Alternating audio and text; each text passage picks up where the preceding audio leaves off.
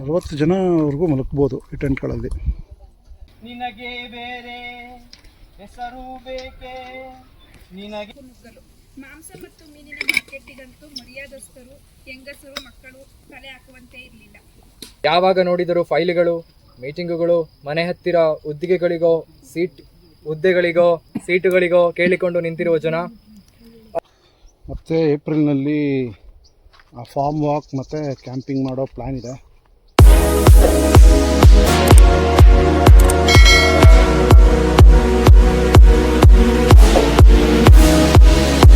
Hi hello ನಮಸ್ಕಾರ, ನಾನು ನಿಮ್ಮ ಕುಮಾರ್ ದಾಸ್ ರೆಡ್ಡಿ. ನನ್ನ ಯೂಟ್ಯೂಬ್ ಚಾನಲ್ಗೆ, ನನ್ನ ಬ್ಲಾಗ್ಗೆ ನಿಮ್ಮೆಲ್ಲರಿಗೂ ಸ್ವಾಗತ ಸುಸ್ವಾಗತ. ಈ ದಿನ ನೋಡಿ ನಾವು ಬಂಗಾರಪೇಟೆ ತೋಟಕ್ಕೆ ಬಂದಿದ್ದೀವಿ. ಏನಪ್ಪ ವಿಶೇಷತೆ ಅಂದರೆ, ಪೂರ್ಣಚಂದ್ರ ತೇಜಸ್ವಿ ಫೇಸ್ಬುಕ್ ಪುಟದ ವತಿಯಿಂದ ತೇಜಸ್ವಿ ಲೋಕ ಓದು ಚರ್ಚೆ ಕಾರ್ಯಕ್ರಮವನ್ನು ಇಲ್ಲಿ ಮಾಡ್ತಾಯಿದ್ದಾರೆ.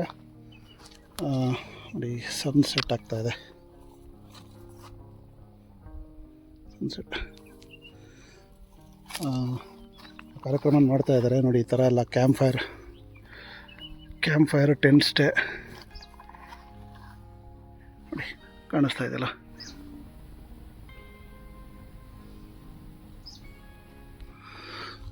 ಈ ಥರ ಕ್ಯಾಂಪ್ ಫೈರು ಟೆಂಟ್ ಸ್ಟೇ ಎಲ್ಲ ಮಾಡಿ ಮಾವಿನ ತೋಪಲ್ಲಿ ಚರ್ಚೆ ಸ್ಟಾರ್ಟ್ ಆಗುತ್ತೆ. ಇನ್ನೊಂದು ಸ್ವಲ್ಪ ಹೊತ್ತಿಗೆ ಚರ್ಚೆ ಸ್ಟಾರ್ಟ್ ಆಗುತ್ತೆ.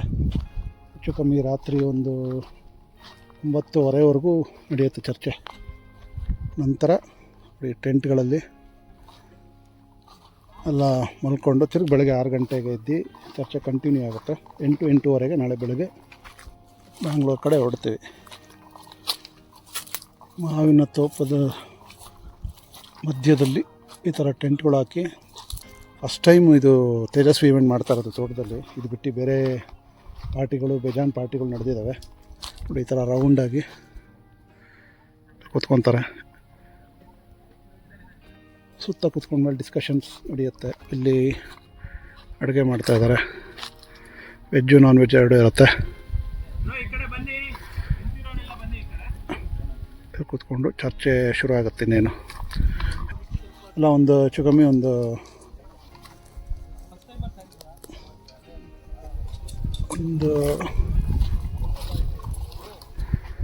40 ಜನವರೆಗೂ ಮಲಗ್ಬೋದು ಈ ಟೆಂಟ್ಗಳಲ್ಲಿ.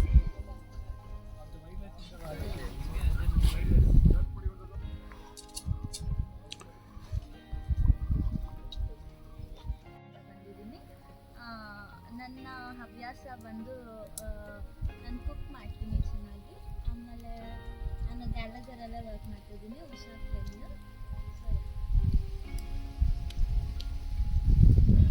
ಚೈತನ್ಯ ಅಂತ. ಸೊ ಬಂದಿರೋದು ಹೆಸರುಘಟ್ಟ.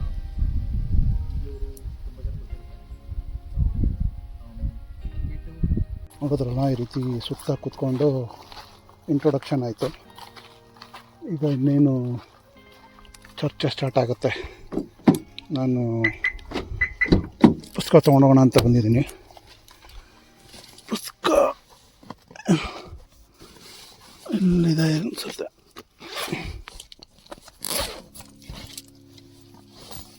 ನೋಡಿ, ಅಣ್ಣನ ನೆನಪು ಹಾಗೂ ಸಮಗ್ರ ಕಾವ್ಯ.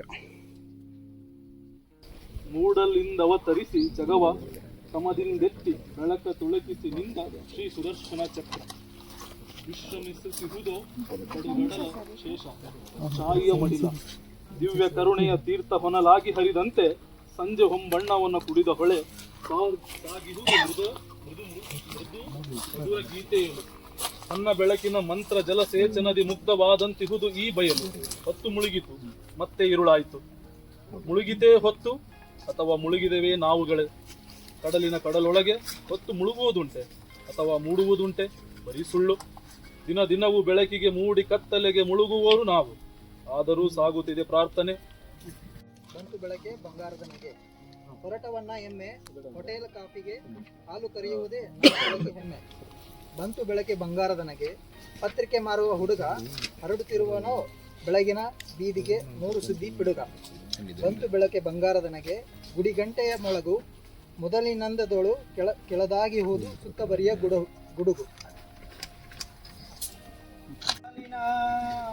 ಹೊಳೆಯ ನಿಲ್ಲಿಸಿ ಹಸುರಾನುಗಿತ ಬೆಟ್ಟಗಳಲ್ಲಿ ಮೊಲೆ ಹಾಲಿನ ಹೊಳೆಯ ನಿಲ್ಲಿಸಿ ಬಯಲ ಹಸುರ ನಗಿಸಿದಾಕೆ ಬಯಲ ಹಸುರ ನಗಿಸಿದಾಕೆ ನಿನಗೆ ಬೇರೆ ಹೆಸರು ಬೇಕೆ ನಿನಗೆ ಬೇರೆ ಹೆಸರು ಬೇಕೆ ಶ್ರೀ ಎಂದರೆ ಅಷ್ಟೇ ಸಾಕೆ ಶ್ರೀ ಎಂದರೆ ಅಷ್ಟೇ ಸಾಕೆ. ಮೊದಲಾಗಿ ಅಣ್ಣನಿಗೆ ಇವಕ್ಕೆಲ್ಲ ಕಾಲ ಬೇಯಿಸುವಷ್ಟು ಪುರ್ಸೊತ್ತು ಇರ್ತಿರ್ಲಿಲ್ಲ. ಎರಡನೇದಾಗಿ ಮಾರ್ಕೆಟಿನ ಗಲಾಟೆ ಗಲಿಬಿಲಿ, ಅಲ್ಲಿ ಮಾರಾಟ ಮಾಡುವವರ ಬಳಿ ಮಾಡಬೇಕಾದ ಚೌಕಾಶಿ ಇವನ್ನೆಲ್ಲ ಕಂಡರೆ ಆಗುತ್ತಿರಲಿಲ್ಲ. ಅಣ್ಣನ ಕೈ ಹಿಡ್ಕೊಂಡು ಓಡಾಡುತ್ತಿದ್ದ ನಮಗೆ ಕೈ ಬಿಟ್ಟರೆ ಕಳೆದೇ ಹೋಗುವಷ್ಟು ದಿಗಿಲು. ಅಷ್ಟೊಂದು ಮೈಸೂರು ಮಾರ್ಕೆಟಿನಲ್ಲಿ ನೂಕು ನುಗ್ಗಲು. ಮಾಂಸ ಮತ್ತು ಮೀನಿನ ಮಾರ್ಕೆಟಿಗಂತೂ ಮರ್ಯಾದಸ್ಥರು, ಹೆಂಗಸರು, ಮಕ್ಕಳು ತಲೆ ಹಾಕುವಂತೆ ಇರಲಿಲ್ಲ. ಕುರಿಮಾಂಸ ತಲೆ ಕೆಳಕಾಗಿ ನೇತುಕೊಂಡು ಕೈಯಲ್ಲಿ ಕತ್ತಿ ಜಳಪಿಸುತ್ತಾ ಮಾಂಸ ಮಾರುವವರು ಗಿರಾಕಿಗಳನ್ನು ಆಕರ್ಷಿಸಲು ಅತ್ಯಂತ ಅಸಭ್ಯವಾಗಿ ಕಿರಿಚಾಡುತ್ತಿದ್ದರು. ಎಲ್ಲ ಪ್ರಿನ್ಸಿಪಾಲರು, ವೈಸ್ ಚಾನ್ಸಲರ್ಗಳು ಹಾಗೆ ಫೈಲ್ಗಳಿಗೆ ದಸ್ತಖತ್ ಹಾಕುತ್ತಾ ಸಿಬ್ಬಂದಿ ವರ್ಗದವರಿಗೆ ಅಹವಾಲುಗಳನ್ನು ಸ್ವೀಕರಿಸುತ್ತಾ ಅವರ ಕುಂದುಕೊರತೆಗಳನ್ನು ಕೇಳಿಕೊಳ್ಳುತ್ತಾ ತಮ್ಮ ಮಿಕ್ಕ ಕಾಲಾವಧಿಯನ್ನು ಕಳೆಯುತ್ತಾರೆ. ಆಡಳಿತಾಧಿಕಾರ ಸ್ಥಾನಗಳನ್ನು ಸರ್ಕಾರ ಇತರ ಅಕಾಡೆಮಿಕಲ್ ಹುದ್ದೆಗಳಿಗೆ ಹೆಚ್ಚು ಆಕರ್ಷಣೀಯ ಮಾಡಿರುವುದು ಪ್ರತಿಭಾವಂತರು ಈ ಹುದ್ದೆಗಳಿಗಾಗಿ ಹಾತೊರೆಯುವುದಕ್ಕೆ ಒಂದು ಕಾರಣ. ಇದು ಸರಿಯಾದ ಆಡಳಿತ ಕ್ರಮವೆಂದು ನನಗೆ ಅನಿಸುವುದಿಲ್ಲ. ಏಕೆಂದರೆ ಅಣ್ಣ ಪ್ರಿನ್ಸಿಪಾಲ್ ಆದ ಮೇಲೆ ವೈಸ್ ಚಾನ್ಸಲರ್ ಹುದ್ದೆಯಿಂದ ರಿಟೈರ್ ಆಗುವವರೆಗೂ ಯಾವುದೇ ಗಣನೀಯ ಸಾಹಿತ್ಯ ಕೃತಿಗಳನ್ನು ರಚಿಸಲು ಸಾಧ್ಯವಾಗಲಿಲ್ಲ. ಯಾವಾಗ ನೋಡಿದರೂ ಫೈಲ್ಗಳು, ಮೀಟಿಂಗುಗಳು, ಮನೆ ಹತ್ತಿರ ಹುದ್ದೆಗಳಿಗೋ ಸೀಟುಗಳಿಗೋ ಕೇಳಿಕೊಂಡು ನಿಂತಿರುವ ಜನ, ಅಲ್ಲಿಯವರೆಗೂ ಸದ್ದುಗದ್ದಲವಿಲ್ಲದೆ ಬದುಕು ನಡೆಸಿದ್ದ ಅಮ್ಮನಿಗಂತೂ ಇದರಿಂದ ಸಾಕಷ್ಟು ರೇಜಿಗೆಯಾಗುತ್ತಿತ್ತು. ಒಮ್ಮೆ ನಿಜಲಿಂಗಪ್ಪನವರು ನಮ್ಮ ಮನೆಗೆ ಬಂದರು. ಅಣ್ಣನಿಗೆ ಪದ್ಮಭೂಷಣ ಕೊಡಲು ಕರ್ನಾಟಕ ಸರ್ಕಾರ ಕೇಂದ್ರ ಸರ್ಕಾರಕ್ಕೆ ಶಿಫಾರಸು ಮಾಡಿದ್ದರಿಂದ ಅಣ್ಣ ಎಲ್ಲಾದರೂ ಅದನ್ನು ತಿರಸ್ಕರಿಸಿ ಅಭಾಸವಾದರೆ ಕಷ್ಟವೆಂದು ಅಣ್ಣನಿಗೆ ಮೊದಲೇ ತಿಳಿಸಿ ಹಾಗೆಲ್ಲಾದರೂ ಮಾಡಿರೆಂದು ವಿನಂತಿಸಲು ಅವರು ಬಂದಿದ್ದರು.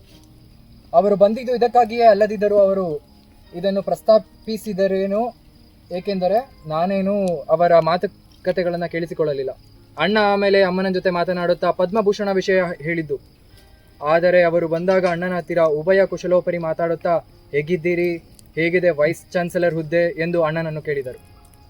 ಎಂದು ತಿಳಿದು ಅವರ್ಯಾರೂ ಕೆಳಗಿಳಿದು ಚಕ್ರಕ್ಕೆ ಕೈ ಹಚ್ಚಲು ಧೈರ್ಯ ಮಾಡಲಿಲ್ಲ. ಇವರ ಅರಚಾಟ ಕೇಳಿದ ನಾನು ಏನೋ ಅನಾಹುತ ಸಂಭವಿಸಿರಬೇಕೆಂದು ಜನರನ್ನು ಕರೆದುಕೊಂಡು ಅಲ್ಲಿಗೆ ಹೋದೆ. ನಾವು ಹೋಗಿ ಧೈರ್ಯ ಹೇಳಿ ಆ ಕಾನೂನು ಪಾಲಕರನ್ನು ಸೆರೆಯಿಂದ ಬಿಡಿಸಿದ ಮೇಲೆ ಹೇಗೋ ಮಾಡಿ ಆ ವ್ಯಾನನ್ನು ಮೇಲೆತ್ತಿ ಅವರನ್ನೆಲ್ಲ ಕ್ಷೇಮವಾಗಿ ಅವರ ಬ್ಯಾರಕ್ಕುಗಳಿಗೆ ಕಳುಹಿಸಿದೆವು. ಅವರೆಲ್ಲ ಮುಖ ಉಳಿಸಿಕೊಳ್ಳಲು ಅಲ್ಲೇ ಸಮೀಪದಲ್ಲಿದ್ದ ಪೊದೆಯೊಂದನ್ನು ತೋರಿಸಿ ಇದರಿಂದ ಭೀಕರ ಗರ್ಜನೆಗಳು ಕೇಳಿ ಬಂದುವೆಂದು, ಅದಕ್ಕೋಸ್ಕರ ನಾವು ವ್ಯಾನಿನಿಂದ ಕೆಳಗಿಳಿಯದೆ ಸಹಾಯಕ್ಕಾಗಿ ಕೂಗಬೇಕಾಯಿತೆಂದು ಡೋಂಗಿ ಹೊಡೆದರು. ನಾನು ಅವರು ನಿರ್ಗಮಿಸಿದರೆ ಸಾಕೆಂದು ಅವರ ಹೇಳಿಕೆಯನ್ನು ನಂಬಿದವನಂತೆ ನಡೆಸಿದೆ. ಆಮೇಲೆ ದಿನಗಳಲ್ಲಿ ನಾನು ಆ ಜಾಗಕ್ಕೆ ದಿನಾ ಬೆಳಿಗ್ಗೆ 7 ಗಂಟೆಗೆ ಹೋಗಿ ಸಂಜೆ ಕತ್ತಲಾಗುವವರೆಗೂ ಸುತ್ತಾಡುತ್ತಾ ಕಾಲ ಕಳೆಯುತ್ತಿದ್ದೆ. ನಾನು ಅಲ್ಲಿಗೆ ಹೋಗಲಾರಂಭಿಸಿದ 6ನೇ ದಿನ ದೂರದಲ್ಲಿದ್ದ ರಣಹದ್ದುಗಳು ಆಕಾಶದಲ್ಲಿ ಸುತ್ತುತ್ತಾ ಇರುವುದು ಕಂಡಿತು. ಬೈನಾಕುಲರ್ನಲ್ಲಿ ಅದನ್ನು ಪರೀಕ್ಷಿಸಿದಾಗ ಕೆಲವು ದಿನಗಳ ಹಿಂದೆ ಪೊದೆಗಳೊಳಗಿಂದ ಗುರಗಟ್ಟಿದ ಜಾಗದಲ್ಲೇ ಸಮೀಪದಲ್ಲೇ ಅವು ಹಾರಾಡುತ್ತಿರುತ್ತವೆಂದು ಕಂಡಿತು. ನೋಡಿ, ಚರ್ಚೆ ಇನ್ನೇನು ಮುಗಿಯುತ್ತೆ. ಊಟ ಮಾಡಿ ಈ ಥರ ಟೆಂಟ್ಗಳಲ್ಲಿ ಮಲಗೋದು. ಇದು ಆ್ಯಕ್ಚುಲಿ ಇದು ಇಬ್ಬರು ಮಲಗೋ ಟೆಂಟ್. ಇದು 3 ಜನದಿದು. ಕಾಣಿಸ್ತಾ ಇದೆಯಲ್ಲ, ಇದು 3 ಜನದ ಟೆಂಟು. ನೋಡೋಣ ಟೆಂಟ್ ಒಳಗಡೆ ಹೇಗಿದೆ ತೋರಿಸ್ತೀನಿ.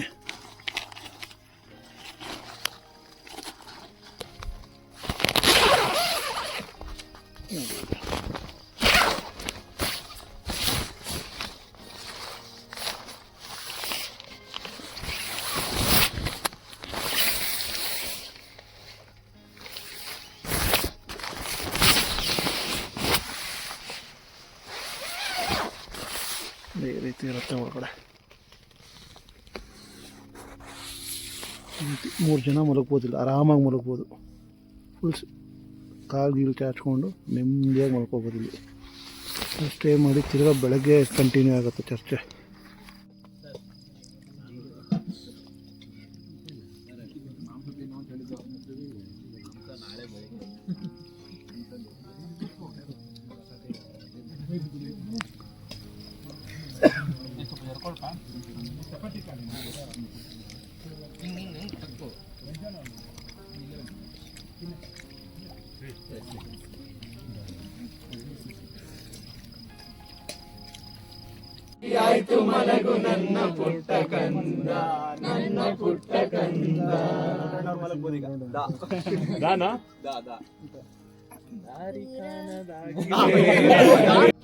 ರಾತ್ರಿ ವ್ಲಾಗ್ನ ಏನು ಮಾಡಿರಲಿಲ್ಲ, ಕಾರಣ ಇಷ್ಟೇ ಹೇಳಿದ್ನಲ್ಲ. ರಾತ್ರಿ ಚರ್ಚೆ ಎಲ್ಲ ಮುಗ್ದು ಊಟ ಮಾಡಿ ಟೆಂಟ್ನಲ್ಲಿ ಮಲಗಿ ಮತ್ತೆ ಬೆಳಗ್ಗೆ ಎದ್ಮೇಲೆ ಚರ್ಚೆ ಕಂಟಿನ್ಯೂ ಆಗುತ್ತೆ, ಚರ್ಚೆ ನಡೆಯುತ್ತೆ, ಆಮೇಲೆ ಆನಂತರ ಹೊರಡ್ತೀವಿ ಅಂತ. ಹಾಗಾಗಿ ಈಗ ಮತ್ತೆ ಎಲ್ಲ ಎದ್ದಿದ್ದಾರೆ. ಎಲ್ರಿಗೂ ಶುಭೋದಯ. ನೋಡಿ ಟೆಂಟ್ ಇಲ್ಲಿ ಹಾಕಿದ್ವಲ್ಲ, ಅಲ್ಲಿ ಟೆಂಟ್ ಹಾಕಿದ್ದಿದ್ದು ಎಲ್ಲ ಎದ್ದಿದ್ದಾರೆ. ತುಂಬ ಚಳಿ ಇತ್ತು ರಾತ್ರಿ ಸಿಕ್ಕಾಪಟ್ಟೆ. ನಾವು ಮಲಗೋಷ್ಟರಲ್ಲೇ ಆಯಿತು ಹೆಚ್ಚು ಕಮ್ಮಿ. ಚರ್ಚೆ ಎಲ್ಲ ಆದಮೇಲೆ ಎಲ್ಲ ಒಂದಷ್ಟು ಹಾಡಿನ ಕಾರ್ಯಕ್ರಮಗಳು ಇತ್ತು, ಅದೆಲ್ಲ ಮುಗಿಸ್ಕೊಂಡು ಮಲಗೋಷ್ಟರಲ್ಲೇ 1:30 ಆಗಿತ್ತು ರಾತ್ರಿ. ನೋಡಿ ಚರ್ಚೆ ಸ್ಟಾರ್ಟ್ ಆಗಿದೆ. ಮತ್ತು ಓದು ಚರ್ಚೆ ಎಲ್ಲ ಶುರು ಮಾಡಿದ್ದಾರೆ. ಬನ್ನಿ ತೋರಿಸೋಣ.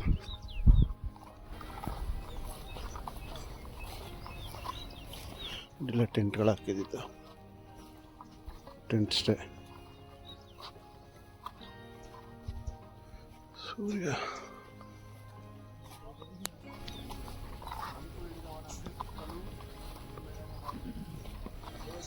ಚರ್ಚೆ ಮಾಡ್ತಾ ಇದ್ದಾರೆ ನೋಡಿ. ಹೊಸ ವಿಚಾರಗಳ ಬಗ್ಗೆ ಚರ್ಚೆ ಇರಬೇಕು.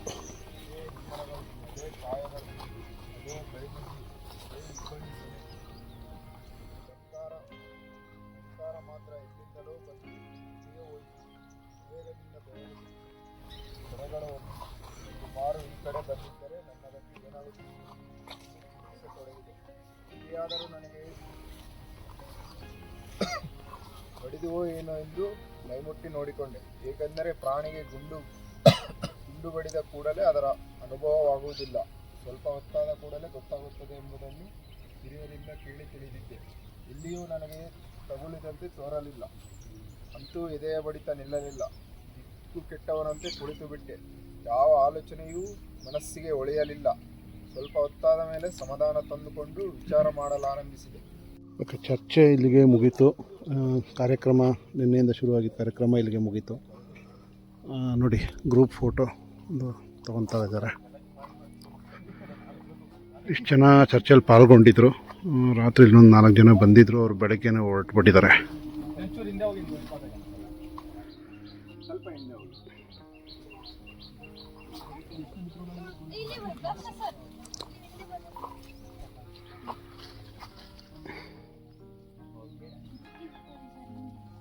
ಅಷ್ಟು ಜನ.